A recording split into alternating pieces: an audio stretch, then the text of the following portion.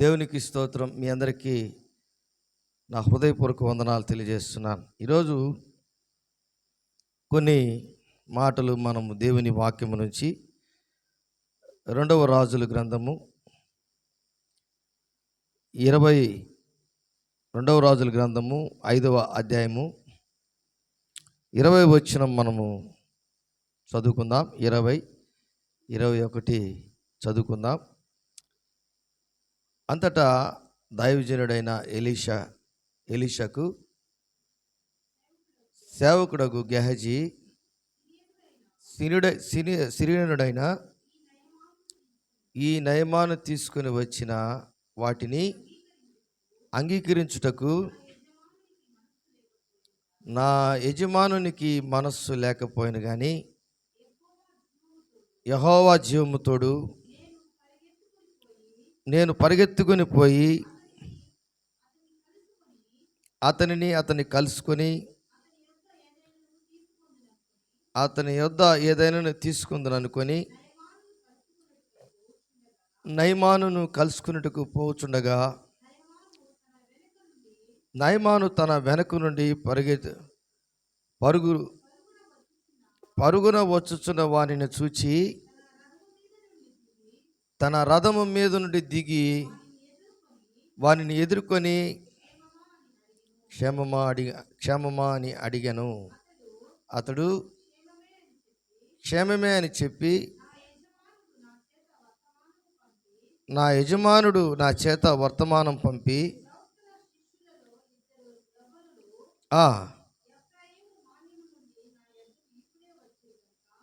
నా యొద్దకు ఇప్పుడే ప్రవక్తల శిష్యుల్లో 2 నా యొద్దకు ఇప్పుడే వచ్చితిరి గనుక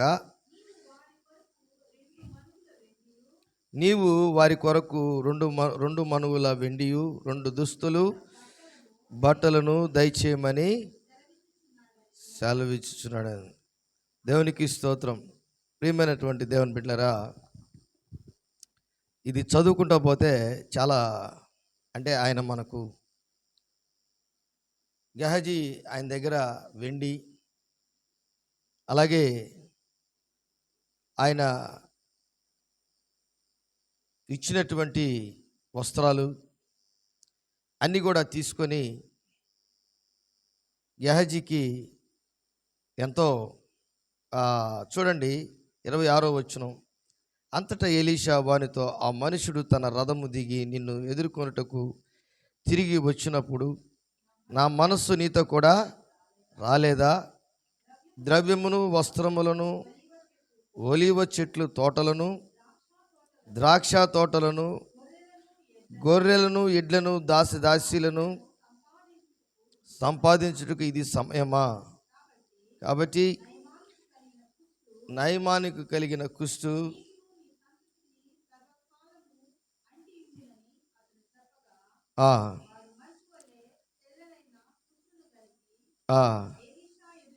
నీకును నీ సంతతికిని సర్వకాలము అంటి ఉండును అని చెప్పగా వాడు మంచు వలె తెల్లనైన కుష్టము కలిగి ఎలీషా ఎదుటి నుండి బయటికి వెళ్ళాను. దేవుని బిడ్డలారా, ఈ దినమందు మనము ఒక మంచి మనస్సాక్షి కలిగినటువంటి మంచి మనస్సు కలిగినటువంటి వారముగా ఉండాలి.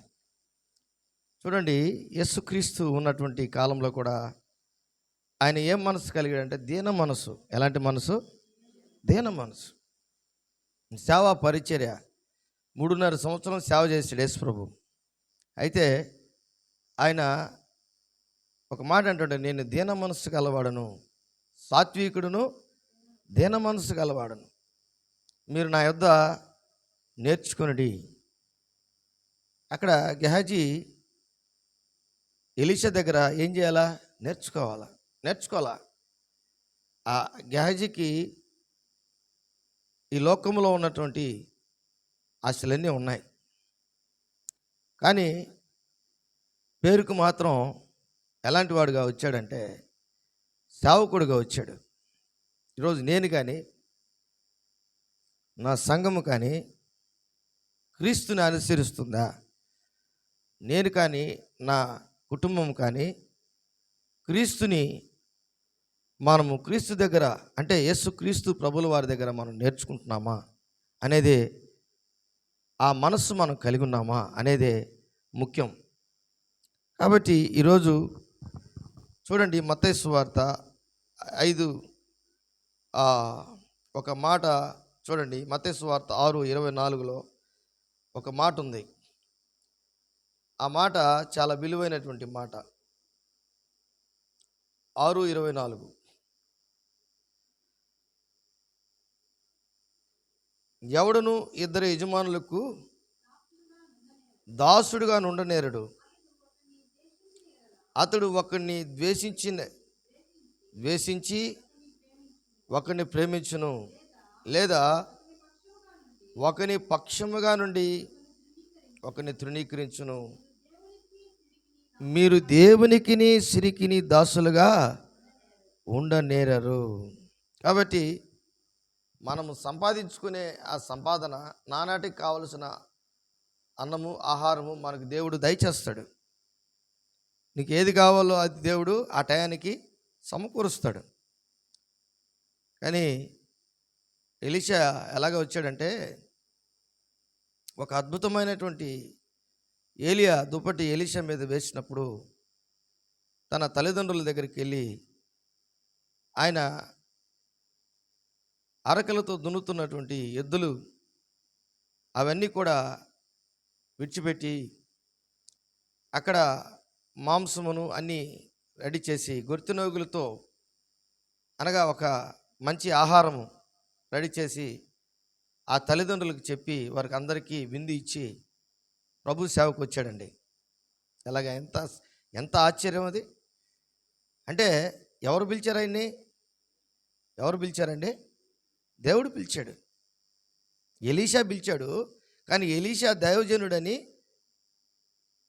గెహజీ నమ్మాల. అలాగే ఏలియా పిలిచాడు ఎలీషాని. ఎలీషా కూడా దైవజనుడు, ఏలియా కూడా దైవజనుడే. కానీ చివరి వరకు ఆ ఏలియాలో ఉన్నటువంటి 2 పాళ్ళు ఆత్మ పొందుకున్నంత వరకు ఈ ఎలీషా వెంబడించాడు. యోర్దానికి గిల్గాలుకి, అలాగే అలాగే ఇంకొక దగ్గరికి కూడా ఆయన తీసుకెళ్ళి ఆయన్ని నిలబెట్టినప్పుడు, వద్దు నువ్వు రావద్దు అంటున్నాడు.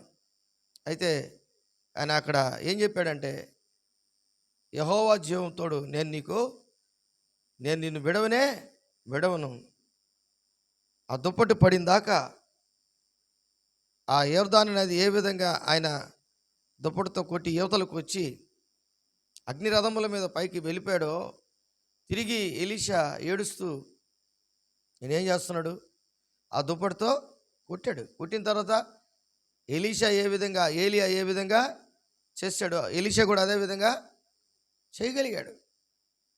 ఎలీషా ఏలియా కంటే ఎక్కువ అద్భుతాలు చేశాడు. కారణం, ఏం మనసు కలిగి ఉన్నాడు ఆయన? దేవుని మనసు కలిగి ఉన్నాడు. ఈరోజు కూడా మనం మన తల్లిదండ్రుల కంటే ఎక్కువ భక్తి ఉండాలి సంఘంలో. ఏమా, ఎంతమందికి సంతోషం ఉంది ఈ మాట? మన తల్లిదండ్రుల కంటే ఎక్కువ భక్తి ఉండాల. మన పిల్లలకి మనకంటే ఎక్కువ భక్తి ఉండాల. ఇప్పుడు నీకు ఒక సమస్య వచ్చింది, ఏదైనా నువ్వు నష్టపోయో, దానికి 7 అంతలుగా దేవుడు నీకు ఇస్తాడు. హల్లెలూయా! ఇది నిజం. నువ్వు నమ్ముకున్న దేవుడు సృష్టికర్త. ఎలీషా తెలుసుకున్నాడు. ఒక మాట చెప్తే నయమాను కుష్ఠరోగం పోయింది. ఇప్పుడు అది చూసి కూడా ఈ గెహజీ ఈ వెండిని వస్త్రాలను చూశాడు, కానీ ఎలీషాలో ఉన్నటువంటి ఆ దేవుని శక్తిని చూడలేకపోయాడు. తన ఆత్మీయ తండ్రికి ఉన్నటువంటి మనసు గెహజీ పొందుకోలేకపోయాడు. ఆయన మన ఆంధ్రప్రదేశ్లో ఇంతకుముందు, తెలంగాణ ఆంధ్ర వేరు కాకముందు ఆర్ఆర్కే మూర్తిని వెంబడించేవాడు ఒక ఆయన, పెద్ద సింగర్ ఆయన. ఆర్ఆర్కే మూర్తి ఆయన ఎన్ని రోజులు ఉంటాడో అన్ని జతలు గుడ్డలు అంతే. ఒక వారం ఉంటాడంటే వారానికి రోజుకొక జత. అంతే. బైబిలు ఏది ఆయన సూట్ కేసులో. ఆయన లగేజీ ఎంత తక్కువ అంటే అంత తక్కువ. ఆయన ఏం చేశాడంటే, ఆయన పోయేటప్పుడు ఒక సింగర్‌ని తీసుకెళ్తాడనమాట. ఏదన్నా అమెరికాకి వెళ్ళి వేరే దేశానికి వెళ్ళాం. ఆ సింగర్‌ని తీసుకెళ్తే ఆ సింగర్ ఏం చేశాడంటే, చాలా గొప్ప పాటలు పాడాడు. దేవుని పాటలు పాడాడు. అలాగే ఈ సేవకుడైనటువంటి ఆర్ఆర్‌కి మూర్తి భలే అద్భుతమైన ప్రసంగికుడైన. ఆయన మా ఇంట్లో చాలాసార్లు భోజనం చేసి, మా తండ్రికి చాలా సన్నిహితుడైన. మా నాన్న ఆయన్ని నాయన నాయన అంటుంటాడు. ఆయన మా ఇంటికి పునాది రాయి కూడా వేసింది ఆయనే. ఇంకా చాలా అద్భుతమైనటువంటి చాలా దగ్గరగా ఉన్నటువంటి పరిస్థితులు. ఎన్నో మీటింగులు నెల్లూరులో ఆర్ఆర్‌కి మూర్తి దగ్గర విఆర్‌సీలో ఫస్ట్ మీటింగ్ జోషన్న, ఆర్ఆర్‌కి మూర్తి ఇద్దరిని కలిపి 90లో మీటింగ్ పెట్టాడు మా నాన్న. అలాగే 80లో ఏవిఎం కాంపౌండ్లో మీటింగ్ పెట్టాడు. ఆర్ఆర్‌కి మూర్తిని జోషన్నని పెట్టి. ఎందుకు ఈ విషయాలు చెప్తున్నా అంటే, ఎప్పుడొచ్చినా ఒకే చిన్న సూట్ కేసు అంతే. అమెరికాకు కూడా అంతే సూట్ కేసే తీసుకెళ్ళాడు. అక్కడ ఈ ఆర్ఆర్‌కే మూర్తి దైవజనుడికి చాలా వస్త్రాలు, చాలా రకరకాల, అంటే అమెరికాలో మనకంటే కొంచెం ముందుగానే ఉంటుంది కాబట్టి ఆ దేశంలో అవన్నీ ఎలక్ట్రానిక్ ఐటమ్స్ అన్నీ ఇచ్చారంట. కానీ ఒక్కటి కూడా తీసుకోలేదంట. ఎవరు? నేను తీసుకుపోలేను, వీటికి ట్యాక్స్ కట్టలేను, ఆడకపోయిన తర్వాత పరిస్థితులు ఎట్లుంటాయో మనకు తెలీదు, నేను మోసుకొని పోలేను అని చెప్పేసి ఆర్ఆర్‌కే మూర్తి గారు చెప్పేశారు. ఆయనతోటి సింగర్ పోయాడు కదా, ఆ సింగర్ ఏం చేశాడంటే, ఇవన్నీ సరే నేను తీసుకెళ్తాను అన్నాడంట.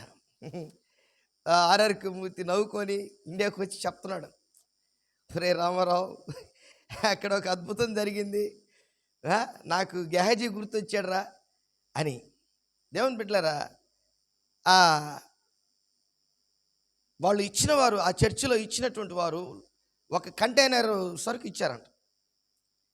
ఆ సరుకు మీద ఏమని రాశారంటే, ఎవరో పాపం పిల్లోడో చిన్న పెద్దోడో ఎవరో రాశారు, గెహజీ లగేజ్ అని రాసేసారంట. ఏమని రాశారంట?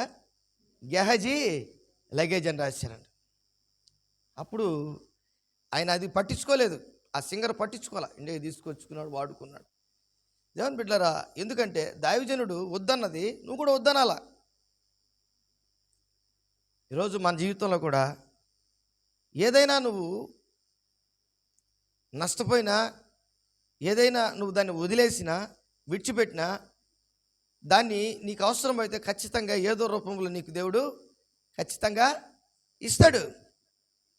నేను నా భార్యకి, పాస్టమ్ గారికి అనేకసార్లు చెప్తుంటాను, ఒక పొలంలో నాకు ఆ పంట లేక దేవుడిచ్చే రాబడి అది తక్కువైతే, ఇంకొక పొలంలో ఖచ్చితంగా దేవుడు నాకు, దేవుని పొలం, సంఘము దేవుని పొలం ఖచ్చితంగా ఇస్తాడని చెప్తాను నేను.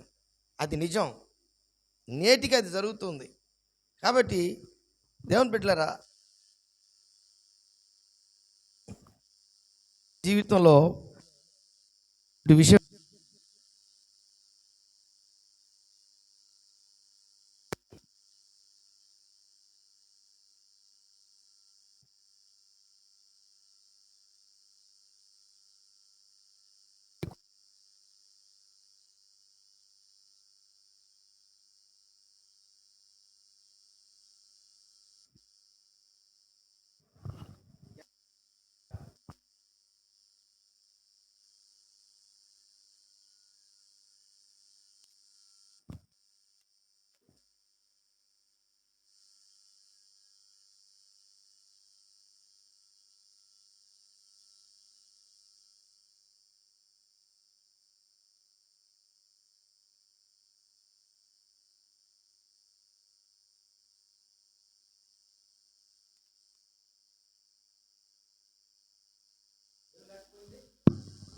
మనస్సు లేదు దేవునికి ఇస్తుంది. ఆ మనసు దేవుని దగ్గర అతను దేవుని బిడ్డగా ఆ నయమాను తెచ్చినటువంటి అవన్నీ కూడా పక్కన పెట్టి ఆ నయమాను తీసుకొని పొమ్మంటున్నాడు. నయమాన్ని తీసుకొని పొమ్మంటున్నాడు. ఈరోజు దేవుని బిడ్డలారా, ఒక్కొక్కసారి మన జీవితంలో కూడా మనకు కూడా ఇస్తూ ఉంటారు కొంతమంది. వాళ్ళు మొక్కుతున్న మొక్కుబళ్ళు కూడా మనకు కూడా ఇస్తూ ఉంటారు, సంఘంలో పెట్టేస్తుంటారు. దేవుని బిడ్డలారా, వాటి వలన మనకు గొప్ప లాభం రాదు. దాని వలన మనం ఆశీర్వదించబడం. దేవుడిచ్చే వాటిలోనే తృప్తి పొందాలి. అందుకే కొన్ని సంఘాలు ఏం చేస్తారంటే, నువ్వు ఏది ఇచ్చినా ఆ సందాపెట్లో వేసేయండి అంటారు. ఎందుకంటే అది దేవునికి కానుకగా మార్చబడినప్పుడు అది దీవించబడుతుంది, ఆశీర్వదించబడుతుంది. అది తిరిగి నూరంతలుగా కుటుంబానికి ఆశీర్వాదంగా మార్చబడుతుంది. కాబట్టి ఈరోజు మన మనస్సు దేవుని చేత ఏ విధమైనటువంటి ఆలోచనలు కలిగినటువంటి వారంగా ఉండాలంటే, దేవునికి నీకు ఉన్నటువంటి ఆ ఆలోచన నువ్వు కలిగి ఉన్నప్పుడు నువ్వు వెంబడించే ఆ సంఘాన్ని కానీ, నువ్వు వెంబడించే ఆ నాయకుడిని కానీ నువ్వు గమనించినప్పుడు, ఒక్కొక్కసారి ఆ లోటు కనబడినప్పుడు, ఒక్కొక్కసారి ఏంటిది ఇలా చెప్తున్నాడు పాస్టర్ అని మనకు లోటు కలిగినప్పుడు, మన జీవితంలో ఒక తేడా కనబడినప్పుడు మనం ఎంతో బాధపడతాం. అలాగా ఎలీషాలో ఏమీ కనబడలేదండి. దేవునికి స్తోత్రం. అలాగే ఏమీ కనబడలేదు. ఒకసారి నేను ఏదైనా వాక్యం మిస్ అయినా, ఏదైనా రెఫరెన్స్ మిస్ అయినా, ఆ పాస్టర్ అంటుంది, ఈ రెఫరెన్స్ చెప్తే బాగుంటుంది, ఈ రెఫరెన్స్ చెప్తే బాగుండి ఉంటుంది అని అంటుంది. కానీ గెహజీ అలాంటి గమనించలేదు, కానీ గెహజీ అలాంటివి ఆలోచించలేదు. కానీ ఒకటే ఒకటి ఆలోచించాడు, ఏదో సంపాదించాలి, ఏదో నేను సంపాదించాలి. ఈరోజు చాలామంది దేవుని నమ్ముకున్నటువంటి వారు కూడా ఏదో సంపాదించాలి, ఏ పని లేక ఈ పనిని నమ్ముకుంటే ఏదన్నా వస్తుంది అని అనుకునే పరిస్థితులు కొంతమందికి ఉంటాయి.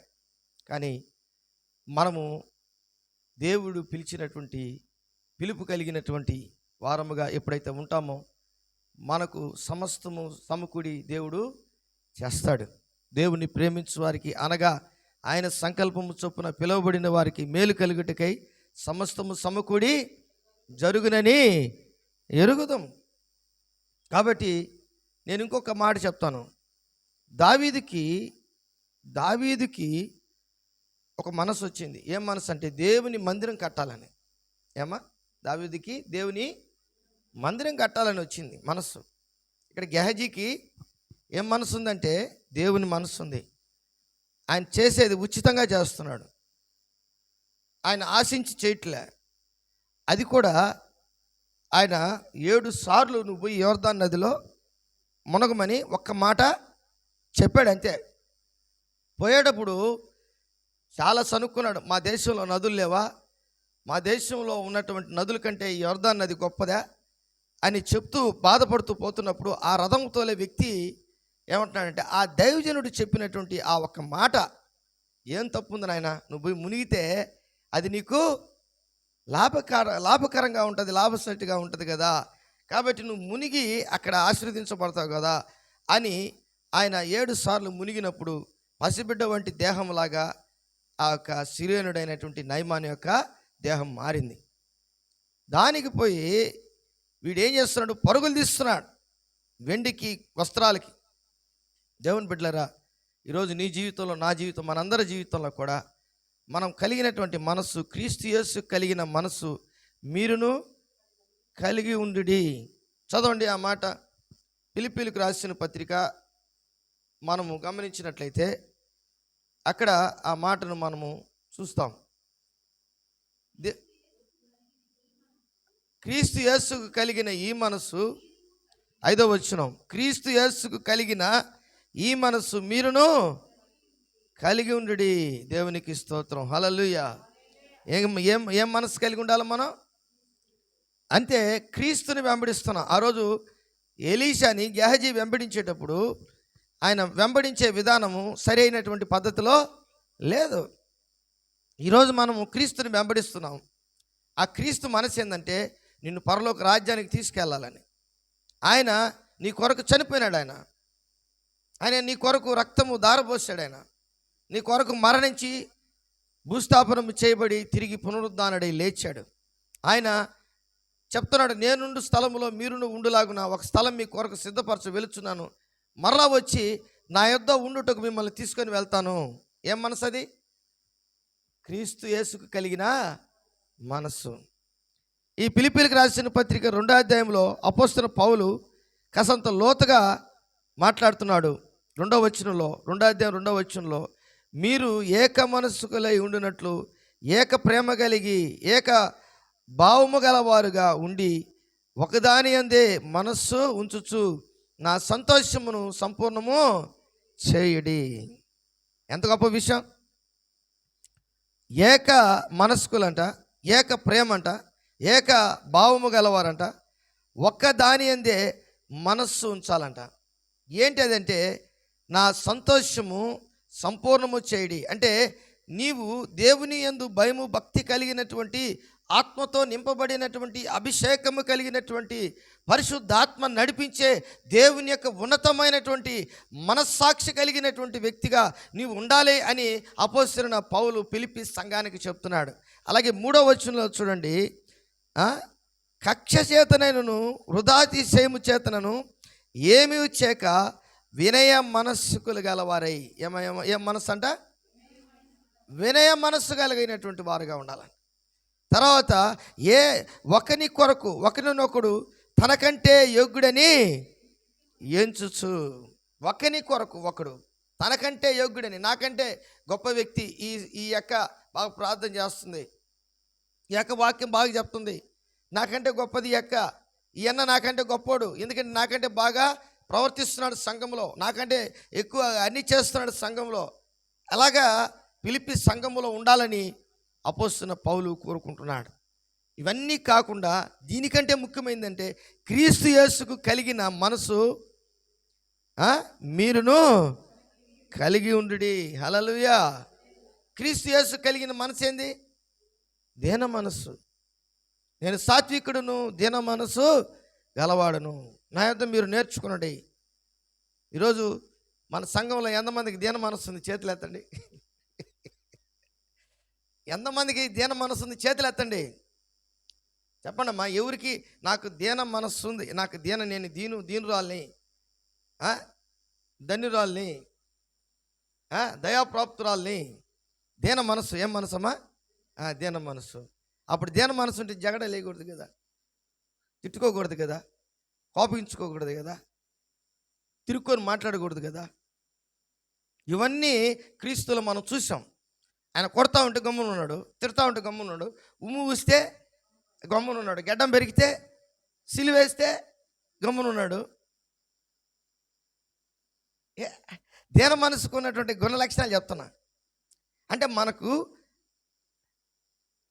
ఆ మనస్సు మనం కోరుకోవాలి, ఆ మనస్సు మనం తగ్గించుకునే మనసు కూడా ఉంటుంది. దానికంటే లోతైంది దీన మనసు. బైబిల్ చెప్తుంది, తను తాను తగ్గించుకున్నవాడు హెచ్చింపబడతాడంట. ఆ తగ్గింపు ముందుకు వచ్చిందనుకో, తర్వాత దీన మనసు కూడా ఖచ్చితంగా దేవుడు. కాబట్టి ఆయన దీనుడైనటువంటి ఈ లోకానికి వచ్చి నన్ను ఆ దీనత్వం మనం పొందుకోవాలి, అప్పుడే నువ్వు పరలోక రాజ్యానికి వెళ్తావు. కాబట్టి ఈ గెహజీ ఎలీషాని వెంబడించేటప్పుడు దీనత్వం లేదు, దేవుని ప్రేమ లేదు, దేవుని యందు భయము భక్తి లేదు. ఏదో సంపాదించుకోవాలని వచ్చాడు కానీ దేవుని దగ్గర పొందుకోవాలని, ఆశీర్వాదాలు పొందుకోవాలని ఏమీ రాలేదు. ఆయన మనస్సు ఏం మనస్సు అంటే లోకములో ఉన్నటువంటి అన్ని కోరుకోవాలి, పొందుకోవాలనే మనస్సు. యేసుప్రభుతో కూడా ఒకడు ఉన్నాడు, వాడి పేరేం పేరు? యోధా ఇస్కరియోతు. ఏం కోరుకున్నాడు ఆయన? ఇదిగో యేసు ప్రభుకి కానుక ఇచ్చేటప్పుడు, చందా ఇచ్చేటప్పుడు యేసు ప్రభు దగ్గర ఒక బ్యాగో ఒక సంచో ఉంది. అది ఎవరికి? అందరూ 12 మందిలో పేతురికి ఇవ్వాలి. పేతురు ఆయన అందరికంటే ఎక్కువగా అందరినీ నమ్ముతాడు, పేతుర్ని బాగా. అవునా? కానీ ఎవరు కోరుకున్నారు అది? చెప్పండి. యోధా ఇస్కరియోతు కోరుకున్నాడు. మొన్న ఒక సంఘం, పెద్ద సంఘం, ఆ సంఘంలో మా ఫ్రెండు ఆ కానుక, అంటే దాన్ని ఏమంటారు, కానుకలు ఎన్ని సమకూర్చేవారిని, డబ్బులు ఫైనాన్స్ ఏమంటారు ఆయన్ని, ట్రెజరర్ అనమాట. అంటే ఆ కానుకలు ప్రతి వారం వచ్చే కానుకలన్నీ చేసి బ్యాంకులు వేయడం, ఈ పనులు చేస్తున్నాం. ఆయన ఆయన ఏం చేశాడంటే, ఆయనకి చెడ్డ పేరు రావాలని ఆయన దొంగతనం చేసేటట్లుగా ఆయనకి ముద్ర వేయాలని ఆ చందా, అంటే ఆ దశమ భాగం ఇచ్చే కవర్ మీద 2500 వేసి దాంట్లో ఆ కవర్లో 500 మాత్రం పెడతారంట. ఎంత? 2500